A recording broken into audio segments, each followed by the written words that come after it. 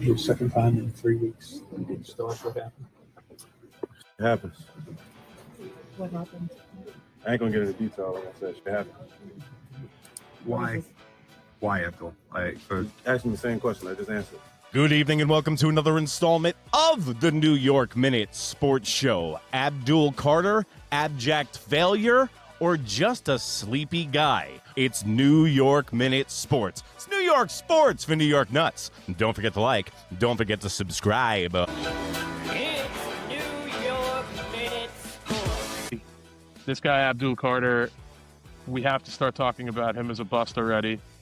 How many top three defensive ends legitimately just don't produce? He's not showing up to meetings. He's getting benched. Then on the flip side, the coach isn't even calling him out. So he's not even holding him accountable. Yeah, you know what happens in these kind of situations, Chris, is you have the substitute teacher effect. Abdul Carter is the rookie. He's already got $11 million in his pocket. And now with NIL money, these guys already have their belly full by the time they get to the NFL. So you're going to maybe start seeing this actual pattern happen where these guys aren't that hungry. You know what? If it's somebody that looks hungry to me, it's not Abdul Carter. Also, when you got the head coach changing all the time, he's definitely got the ear of the owner. And listen, if you're a top-notch defensive end that they're going to build their franchise around, which edge rushers you do, and a franchise, it can't be this guy right now, Chris, because he looked like he was a world beater coming out of Penn State last year. And usually guys that are big-time names, defensive ends in the college, they translate immediately to the NFL. Immediately. Yep. I was talking to somebody. I looked up Myles Garrett's first 12 games. He had 9.5 sacks or something. Like, yeah, D-end is one of those, unless you're Courtney Brown, going back to another Penn State guy, the D-ends usually do translate. And you know what? Maybe this turns into a kind of Clowney situation. You know, Clowney with that one tackle against South Carolina literally made him go up a full round. And a lot of people liked what they were getting. They liked the optics. He looked like $1 million. That tackle looked like $1 billion. But then it kind of was inconsistent, and he was never the guy that they thought he was going to be. No, you're 100% right. But I think the difference is Clowney actually plays the run really well. This guy just gets pushed around right now. Yeah. He either runs by somebody and is late for a sack, or dude, his career trajectory changed in the preseason when he got laid out by the Jets tight end. That's it. Yeah, and you know that's the point in time where he was an ascending superstar to Jag. So do you think that's like his Brian Bosworth moment against Bo Jackson? Kind of. I mean, he hasn't done anything since then. And the first couple of preseason games, the guy was flying around, making plays. All of a sudden, it was like, whoa, somebody can knock me on my ass. And now he's invisible. Great point, Chris, because you know what, man? These guys, especially somebody like an Abdul Carter, who is a absolute freak when it comes to athleticism. He's been the best guy on the field since he's probably been about 6 years old. And then you finally get to the NFL and everybody is just as good as you or even better and faster. Now, another thing and another trend I'm seeing with this, and I think Abdul Carter can be the poster child of this, is crowning dudes like Denny Green said. We know who this guy is and we let him off the hook. If you want to crown him, crown his ass, because he's hanging out with Micah Parsons. He's hanging out with LeVar Arrington. He's getting crowned already the number 11. Comes to the fucking Giants and asks for LT's number. Okay? Then he turns around and he asks for Phil Simms' fucking number. So what are we doing here? The problem is nobody wants to be a rookie anymore. Nobody wants to grab the bags. Nobody wants to wear the costumes at the end of the year. You know, little fucking shame, a little shame ritual on the NFL team to put guys in line and to pay respect. I just got finished watching the Dallas Cowboys special that was on Netflix, and Bill Romanowski had Charles Haley as the guy assigned to him to break him into the NFL, and he broke Bill Romanowski. So you can imagine what guys went through, bro. Okay? Dude, look, I don't disagree with you. I also think there's a bit of that, dude, losing's hard. Some of these dudes come into the league, they've never lost their whole life. So I think there's a bit of professionalism that needs to be learned. And you know what? In East Rutherford, you ain't learning it from the coaches. So it's So that's why, is it like a big push to next year? That's why this guy's getting away with it? Because it's either one or two things, Chris. It's either that this guy lost his talent overnight, which didn't happen. Either he's partying too much. Because this reminds me, man, I've been there, done that, okay? And I've been partying and shit like that. This inconsistency, this sleeping, this seems like a guy that might be spending his money out at the club every night out in Manhattan. And I don't know, this is allegedly, but don't get me wrong, a 23, 24-year-old guy with $11 million in his pocket, and the Giants are the worst team in football, and you got coaches coming in and out, and you're like, you know what? I'll see you next year, bro. I'm going to show up with a heartbeat. I'm really not going to try too hard. I'm not going to risk myself with injury and try to ruin that bag and ruin my brand and all that shit. But listen, Chris, I wanted to play real quick. He was interviewed after the game. This is the second time in 3 weeks that he's been benched now. So let's hear what Abdul Carter had to say.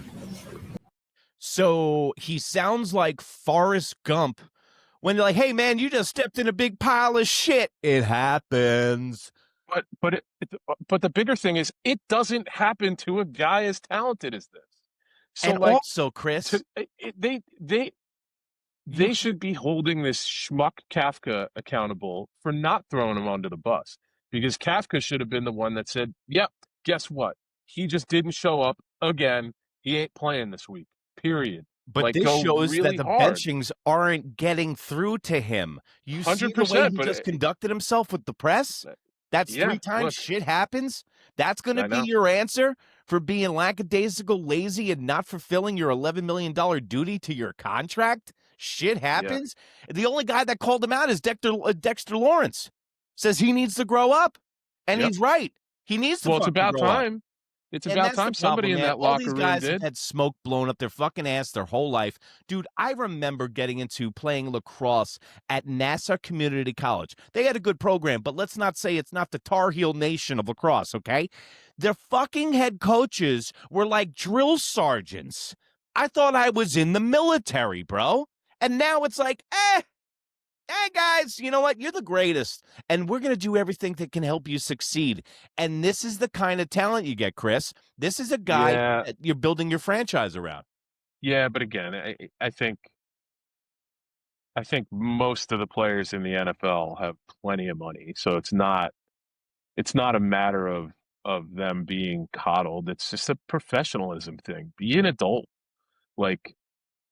But again, it's an accountability thing, and I think if we know one thing, doesn't immaturity and coddling kind of go one and the same? With like, hey man, like I've never gotten shit from a coach, so I'm gonna sleep and I'll show up. Like he's not LT, man. But wait, go back to Penn State. They had James Franklin. They were a good program, never won the big game, could never beat Ohio State. So like, it's not like you were ever the top dog ever. Now you come to the Giants, which I think if we've watched football over the past decade, you know there's been zero accountability from ownership on down. So you're just stuck in this, like, it's like working at a shitty company. Everybody's just waiting for somebody else to just bail and jump out the window type of thing. You know what I mean? Like, that's what it's like there. But then you have like the guys like Dart, the guys like, God, it sucks that he got hurt, but Scat. Guys like Brian Burns, who were ultimate professionals playing their asses off. Hopefully that's enough to lift everybody up. But without, a leader of men, you can't do that. I mean, look across the field last night. The Patriots were in this same exact spot as the Giants last year. They go out and hire Mike Vrabel, and this defense was hitting people like it was the 90s again. Yeah. Like, they were laying the wood last night. I mean, Houston's the only other defense that I've seen really like attack and hit and go after people like that. But it just shows, a true leader of men can affect a lot of change in culture inside a locker room. Well, and I just think the Giants locker room is broken because they haven't done anything but win 2 games a year for For But how I many would years? say this, even though that the Jets have more wins than them this year, I think that the Giants right now have a brighter future than the New York Jets, because if you get back everybody, you get the same team back healthy, and you look at a bunch of teams, NFL teams, that happened to the Chiefs last year. I think the Chiefs were 11-1 in 1-point games last year. The Minnesota Vikings the year before that. And you can see usually the next year it completely flip-flops and turns on its Yep. head. So what happened to the New York Giants this year? They had the toughest schedule in the NFL. They had two boobs, clowns in their front office running things. And now they have an influx of talent between Neighbors, Dart, and Honey Boo Boo. Okay? I'm excited about that trio. And sign me up. Also, you got Burns, you got Dexter Lawrence. If Abdul Carter does get his head out of his ass, firmly out of his ass, you guys can have a serious fucking football team next year and make a run at the NFC East, because the Giants program can turn around in spite of itself. That's what a great quarterback can do. Now, speaking of great quarterbacks possibly turning around franchises, Chris, we got my fucking New York Jets. All right. And I am the Freaking one out. biggest Indiana Hoosiers fan you've ever seen in your life right now, because I want Fernando, no Diddy, Mendoza. All right. Leader of men. I want to run through fucking sheetrock for this kid already. And I was at Thanksgiving dinner, and I turned to my father and I go, Dad, I think this is the guy. And he goes, Eric, they're going to ruin him. What are you talking about? Because that's exactly what the Jets do. But I have to admit, out of all the guys, out of all the Sam Darnolds of the world, the Geno Smiths, all these fucking guys, watching Mendoza play is refreshing. He reminds me of a Andrew Luck light. High enthusiasm, high intelligence, great arm, big guy. Andrew Luck could scramble a lot better than him, and don't get me wrong, Andrew Luck was like Mensa smart. But Chris, you know the game. You played it collegiately, you played it your whole life, and you know this game in and out. I'm a layman when it comes to evaluating talent in the NFL. What are we feeling about Mendoza? Am I right to fall in love with this guy? I think you're 100% right, and I think honestly for the Jets, the biggest difference between a guy like Mendoza and all the other guys that you just mentioned is experience. The guys played a lot of football at the collegiate level. Darnold was 19 years old when he got drafted to the NFL. He played Yeah. like 10 games at USC. Yep. So obviously it's going to take time to develop. I don't know how old Mendoza is. I He's think he gotta might be like 22. 24 years of age. 22, 23, 24, something like that. Guys played probably 30, 35 games at the Division One level. I think that gives you a sense of calm as a rookie, and I think that gives you just you've seen a lot more. So it brings it, kind of And helps accelerate your progression. it's I just think like with the development. Jets, it's just who's going to be the OC, who's going to be this guy's tutor. I don't know. It's I don't The know. New York Jets have never in their franchise produced a quarterback. Yeah, Chad Pennington, Noodle Art.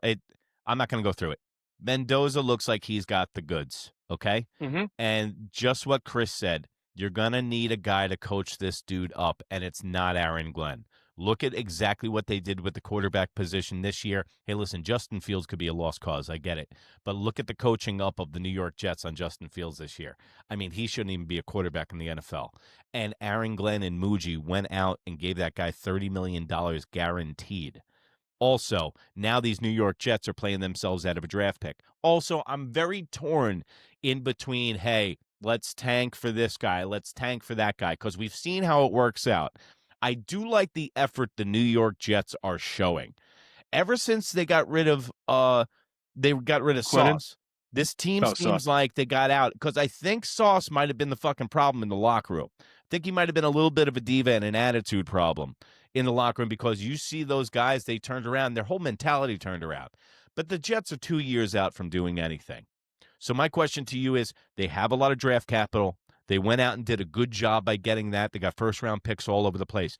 Do you think the Jets should move up this year and try to go get him? Or do you think they should just get the next best available guy? I'm even thinking about the cornerback from Ohio State. I think you guys are similar to the Giants, I think there's a lot of good pieces the Jets have. The offensive line is young, 2 stud tackles. If you bring back Vera Tucker, which maybe you don't because he's been so injured, but like you have the pieces along the offensive line. You have the running back. Muji made the decision to keep him and probably make him a piece of this for the short term.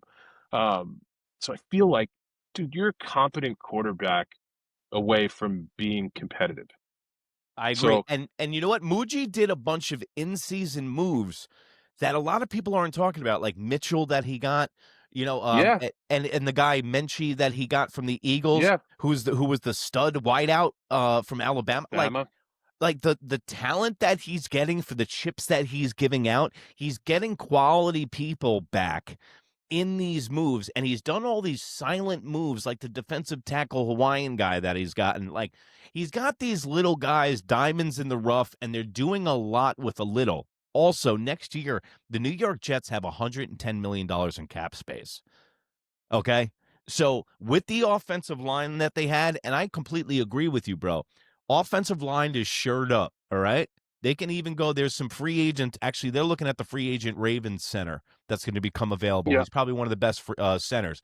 And if you look at the New York Jets, every time they are successful, they have Kevin Mawai, Nick Mangold. They have that center. Simpson's okay at best, but they need that anchor. And even if they want to retain Simpson, they can move him over to a right tackle or even a right guard.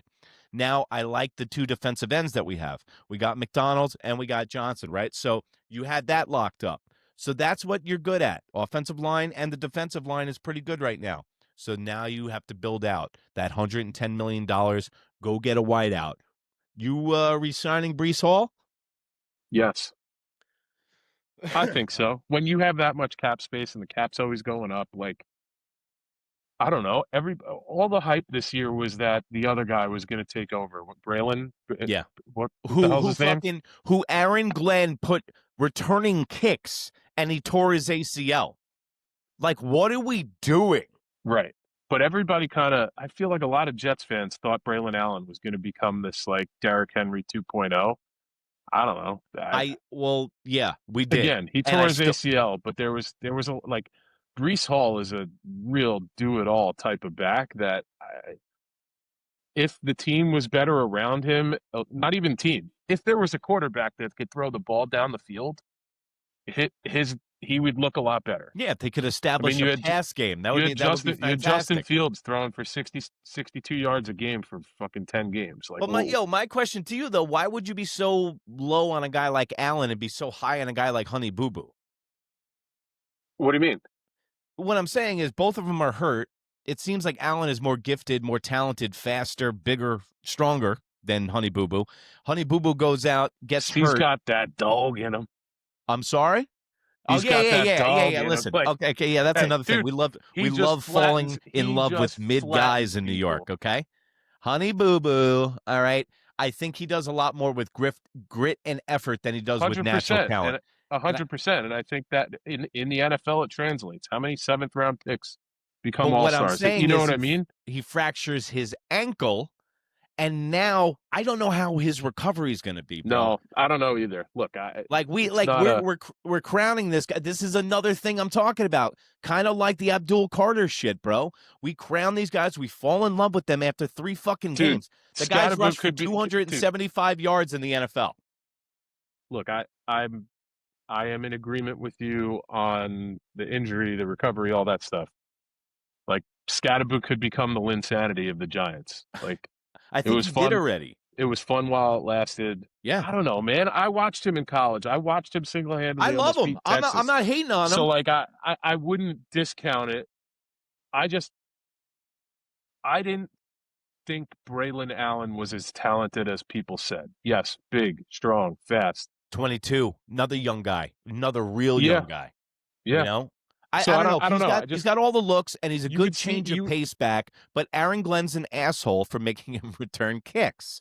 It's as simple as that. We'd be able to have a more fair debate, I think, if he didn't make him return a kick. But also, if you're 225 pounds and you're 6 foot and you're a running back, and your coach feels comfortable with you returning kicks, your athleticism is off the charts. And I know everyone's blowing him. Don't get me wrong. And at Wisconsin, he had a lot of people around him, and that offensive line was absolutely amazing. But you know what? I gotta hold on to something here, Chris. Because No, look, I don't hate on it. He was here last year too, and how many times you watched him take a handoff and just get stopped at the line of scrimmage? Like, I don't know. For a big dude, you need to put your head down and run over people, and I feel like he's a runaway guy at that big. Well, because we had this guy last year. Let me get to. Did you see him? Hold on, it skipped. I gotta find him. Oh yeah, it's because Zach Wilson. No. We had this guy. Oh, A-Rod. That's why, who didn't want to run the ball at all. Okay. No. By the way, Devontae Adams is having an amazing year. Who left the Jets? Everyone's like, yeah, he's shot. Let him walk out the fucking door.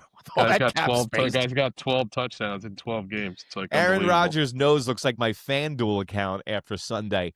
But this is the thing. This guy didn't want to run the ball last year, and he wanted to throw it to his best friend all the time. So that's why Allen didn't get established. But my question to you is, how excited on a scale of 1 to 10 are you for this Ohio State-Indiana game? Oh, my God. Like, jack me up. Have you watched the Curt Cignetti YouTube cut-ups? No. Of all his interviews? No. Oh, of Mendoza's interviews?